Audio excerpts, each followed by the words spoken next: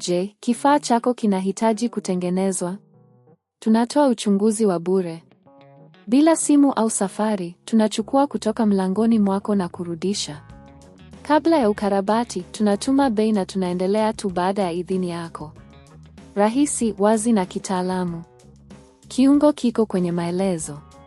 Hatua ya 1, andaa eneo la kazi. Kabla ya kuanza, hakikisha unapata eneo la kazi safi na lenye mwanga mzuri. Pata zana zote unazohitaji kama vile screwdriver, wrench na vifaa vya kinga kama gloves na miwani. Hatua ya 2, funga mtaalamu wa uchunguzi. Kabla ya kubadilisha motor, ni muhimu kufanya uchunguzi wa bure wa kifaa chako.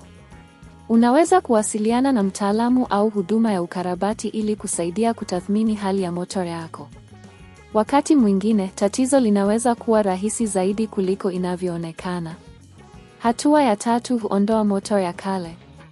Baada ya kuthibitisha kuwa motor inahitaji kubadilishwa, anza kwa kuondoa sehemu za nje za Dyson SV27.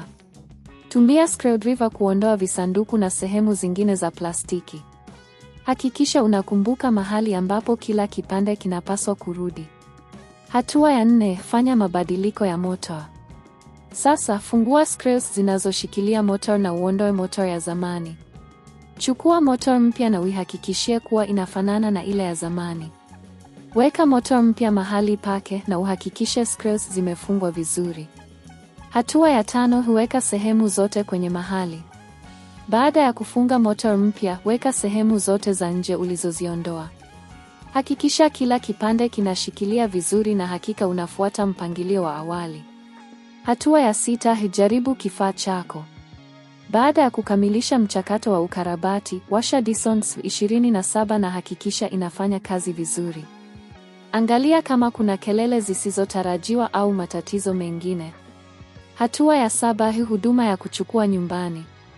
Ikiwa huna muda wa kufanya ukarabati mwenyewe, unaweza kuwasiliana na huduma ya kuchukua nyumbani. Wataweza kuja nyumbani kwako kuchukua kifaa na kukaribisha kwa gharama ya huduma. Hakikisha unapata bei kabla ya kukubali huduma yao. Hatua ya 8, hitimisho. Kumbuka, ukarabati wa motor ya Dyson SV27 unaweza kuokoa pesa na kuongeza ufanisi wa kifaa chako. Ni muhimu kufuata miongozo na kuchukua tahadhari zote wakati wa kufanya kazi na vifaa vya umeme. Je, kifaa chako kinahitaji kutengenezwa? Tunatoa uchunguzi wa bure. Bila simu au safari, tunachukua kutoka mlangoni mwako na kurudisha. Kabla ya ukarabati, tunatuma bei na tunaendelea tu baada ya idhini yako. Rahisi, wazi na kitaalamu. Kiungo kiko kwenye maelezo.